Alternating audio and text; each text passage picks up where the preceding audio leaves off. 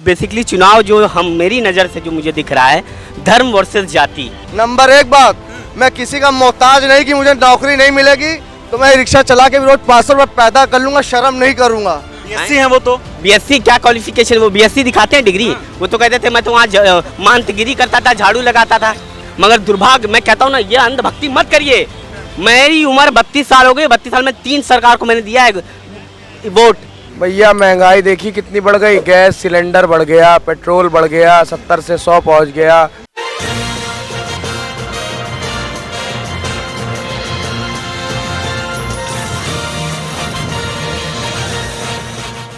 नमस्कार, आदित्य पांडे नाम है मेरा और इस समय मैं मौजूद हूँ इंदिरा नगर में।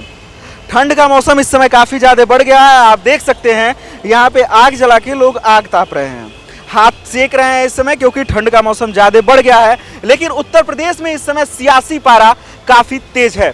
तो हम ये जानने समझने के लिए आए हैं कि आगामी विधानसभा चुनाव 2022 उत्तर प्रदेश में कौन सी पार्टी जीतते हुए जा रही है और इस बार विधानसभा चुनाव में क्या मुद्दे रहने वाले हैं।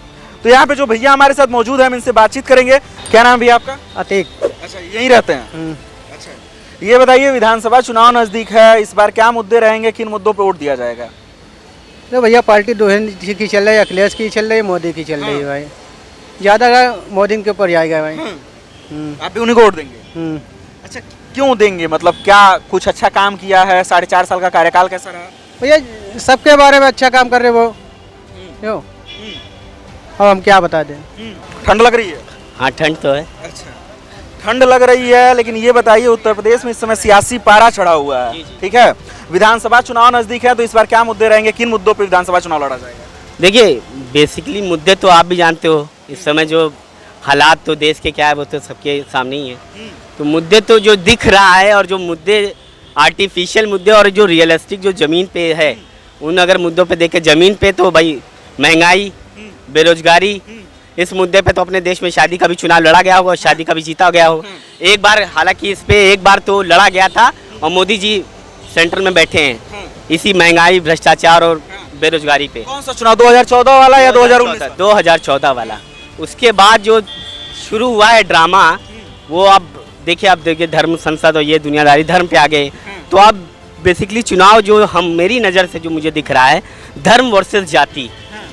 ये हालांकि आप भी जान रहे हो कि धर्म वर्सेस जाति चल रही है। अब इसमें कौन जीतता है और दोनों में किसी का भला नहीं होना है, तो मैं क्या कहूँ। मुझे देखिए 32 साल की उम्र हो गई, ग्रेजुएट हूँ, घूम रहा हूँ, बेरोजगार हूँ, कोई काम धंधा नहीं है। तो आपको क्या लगता है, मतलब बेरोजगारी मुद्दा नहीं बन सकता है फिर? कैसे बनेगा आप बताइए, कौन चाहेगा? मैं चाहूँगा। आप पांडे हो, मैं सानी हूँ। अब वो जो ऊपर बैठा हुआ रिमोटधारी, वो तो हम दोनों को यही दिखा रहा है ना।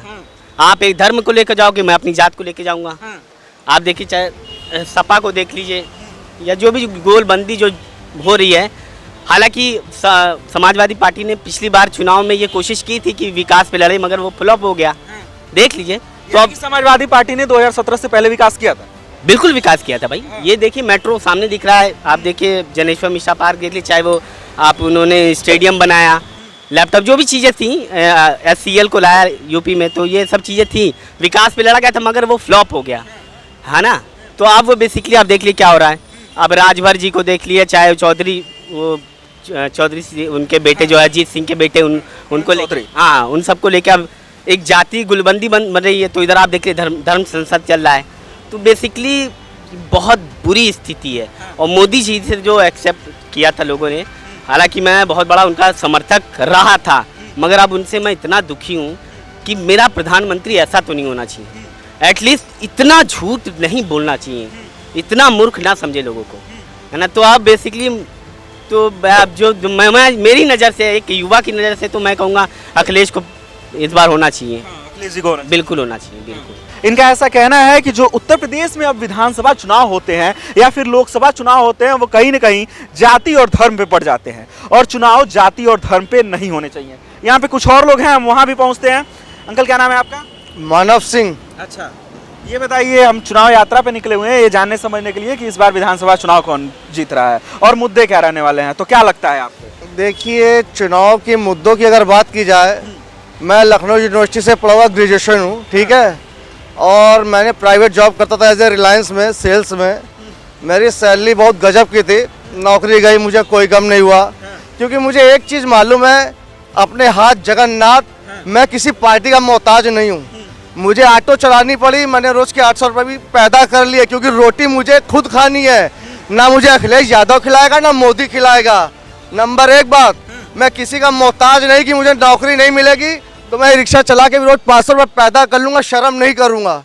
मेरा कहना एक है, कोई भी चुनाव हो इस मुल्क में, ये सब मुल्क के वासी, चाहे हिंदू हो या मुसलमान हो या सिख हो या ईसाई हो, यहाँ कोई भेदभाव नहीं है। आप मेहनत कीजिए, अगर नौकरियाँ नहीं है तो हम अपने लिए खुद अवसर पैदा करेंगे, कमाएंगे। हाँ, मानते हैं महंगाई बड़ी है, महंगाई से आदमी त्रस्त है, इस चीज़ का कष्ट है, इस चीज़ को हम समझते हैं और सरकार से ये उम्मीद करते हैं कि इस कष्ट को, इस दुख को दूर किया जाए। अगर चुनाव में सरकार दोबारा आती है तो सबके हित का ध्यान रखा जाए। और जहाँ तक बात गरीबी की रही, तो आप देखिए 60% लोग गरीबों को मकान मिले हैं इस भाजपा सरकार में। मेरा कोई भाजपा से लेना देना नहीं है, लेकिन गरीब वर्ग को मकान मिले हैं जितने, किसी अन्य वर्ग ने इसका फ़ायदा नहीं उठाया है। इसके बाद हम दोष किसी को नहीं देंगे। हमको वो सरकार चाहिए जो भारत को विश्व गुरु बनाए, देश को नंबर 1 बनाए, हम हर चीज़ में अग्रणी और आगे हों। और आपको ये भी बता दें, आने वाला भविष्य मेरी सोच कहती है 75% योगी जी का ही मुझे भविष्य दिख रहा है। अखिलेश जी का मुझे दूर तक नामो निशान नहीं दिख रहा है। अगर जातिवाद आता है तो बात अलग है, वोट काट ले जाएं, जो कर जाएं, नहीं तो मुझे नहीं लगता कि अखिलेश यादव जी सरकार बना पाएंगे। जहां तक यूपी की गवर्नमेंट में कोई ऐसा दिख नहीं रहा है मुझे आंकड़ा। पढ़ा लिखा वर्ग, समझदार वर्ग जानता है कि उन्होंने जो क्रिमिनल्स को हटाया, विकास कार्य किया, उससे हम सब खुश हैं, कहीं से भी ना खुश हैं। महंगाई बढ़ी है, ये कष्ट है, पीड़ा है, हर चीज़ महंगी हुई है। बाकी यहाँ किसी वर्ग में कोई भेदभाव नहीं है, सब एक है और सब इस देश के नागरिक हैं। सबके लिए एक समान कार्य हो रहा है। और नौकरी नहीं मिलेगी, मैं ऑटो चलाने को तैयार हूँ, होटल खोलने को तैयार हूँ। मैं किसी का मोहताज नहीं हूँ कि मोदी जी नौकरी दो, अखिलेश जी नौकरी दो।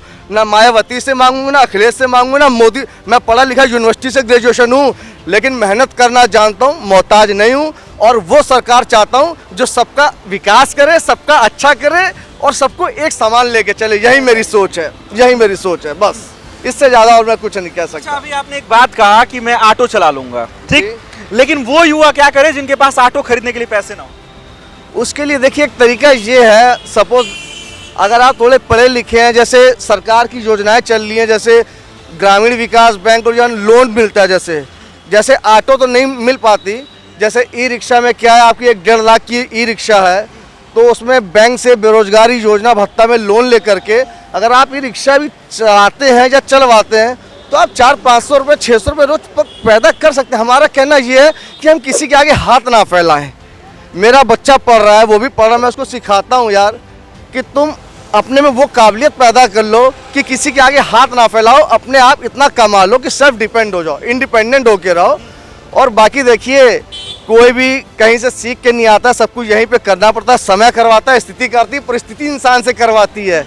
और हम किसी के अगर उस पर रहेंगे कि वो हमको नौकरी दे तो रोटी खाएंगे, तो हम तो कुछ दिन बाद ख़त्म हो जाएंगे। इसलिए मुझे अपनी मेहनत पे और ऊपर वाले पे भरोसा है। मुझे जो काम मिलेगा, मुझे तो काम चाहिए, चाहे सरकारी हो या प्राइवेट हो, मैं करने को तैयार हूँ। मुझे कह रहे हैं हम ऑटो चला के काम कर लेंगे। सर मैं आपको बताऊं, ये बड़ा दुर्भाग्यपूर्ण है कि ये पढ़े लिखे हैं, यूनिवर्सिटी के पढ़े लिखे हैं। यार मैं क्या आपको, एटलीस्ट आप तो इस चीज़ को समझिए कि पढ़ा लिख कर ये जाहिल मुख्यमंत्री को आपने बैठाया है जो अपने डिग्री दिखा दे। क्या क्या क्वालिफिकेशन है उनकी? बीएससी है वो तो। बीएससी क्या क्वालिफिकेशन? वो बीएससी दिखाते हैं डिग्री। वो तो कहते थे मैं तो वहाँ मांतगिरी करता था, झाड़ू लगाता था। आप ये कैसे कह सकते हैं? जब देखिए, जब इलेक्शन के लिए फाइल होती हैं, जब फॉर्म भरे जाते हैं, तभी डिग्री दिखाई जाती है। तो इसमें कहाँ बता रहे ना क्या क्वालिफिकेशन है यार उनकी? आप बीएससी बताते तो हैं। आप विकास के का, इन्होंने कहा विकास, आप कलकत्ता का वो ले लेते हो, आप अमेरिका की फैक्ट्री ले लेते हो और इतना, यानी इतनी छीछा लेदर होती तो फिर एक प्रेस रिलीज कर देते हो कि भैया ये भाई गलती से हो गया है। आप सुनिए, डेमोक्रेसी का मतलब क्या है? डेमोक्रेसी है ना जनता का, जनता के लिए, जनता के द्वारा। अब ये कहेंगे मैं ऑटो खरीद लूंगा, उस ऑटो पे आपको पता है ऑटो क्यों आया है, किसके थ्रू आया है, कैसे आया है, ये रोड कैसे बनी है, ये पुल कैसे बना है? जनता के, पब्लिक के पैसे से बना है ना। तो आप ये नहीं कह सकते कि मुझे नौकरी नहीं चाहिए।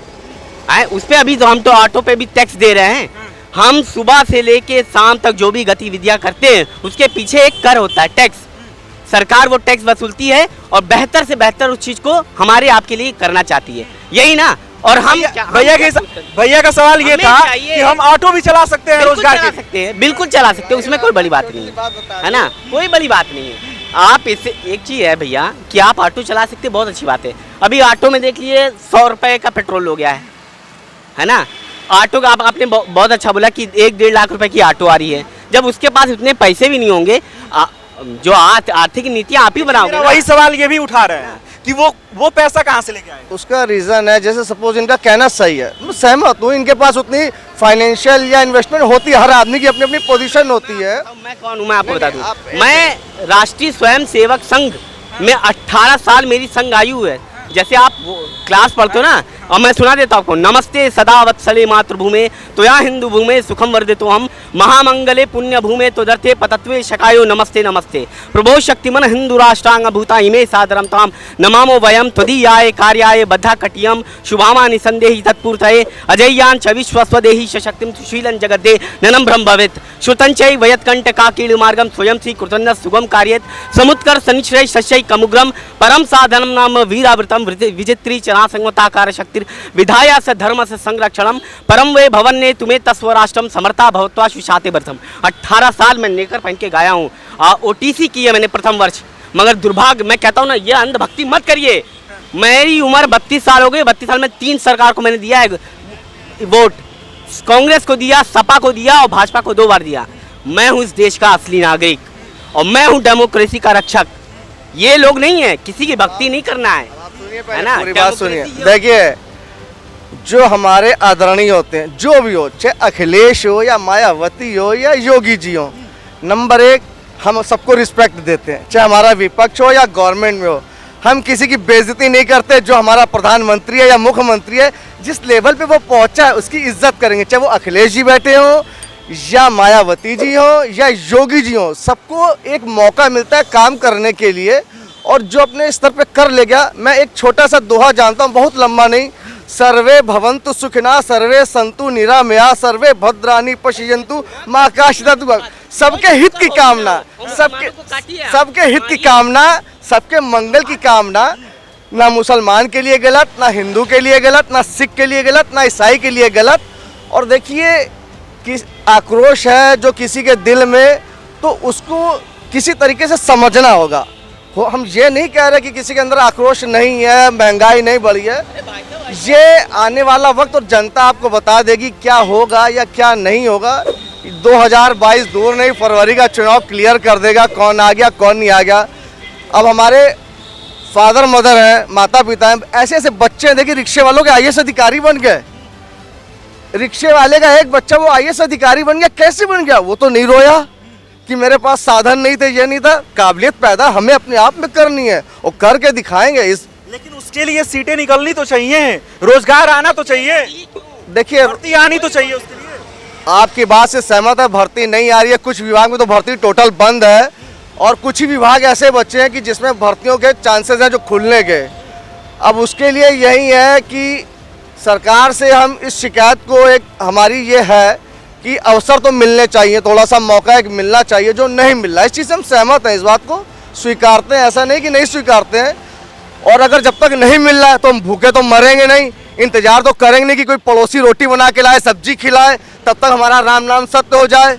तो कुछ तो करना ही पड़ेगा, चाहे कुछ भी करें जीने के लिए। क्या करेंगे? हाथ पाँव तो मारेंगे पेट भरने के लिए, तो वो सबके साथ जायज़ है और वो करेंगे, उसमें कोई दिक्कत परेशानी नहीं है। क्या कर सकते हैं? चलिए, जैसा कि मैंने आपको पहले ही बताया था कि उत्तर प्रदेश में सियासी पारा इस समय बढ़ा हुआ है, ठंड बढ़ी हुई है, हर तरफ अलाव जल रहे हैं, लेकिन उस बीच में भी आप देख सकते हैं ये सियासी पारा कितना है। भैया एक और सवाल आपसे, आप कह रहे हैं आपने RSS को 18 साल अपने दिए, RSS को कहीं ना कहीं बीजेपी का एक साथी जोड़ा जाता है, अब RSS में है कि छोड़ दिया? अब तो छोड़ दिया है।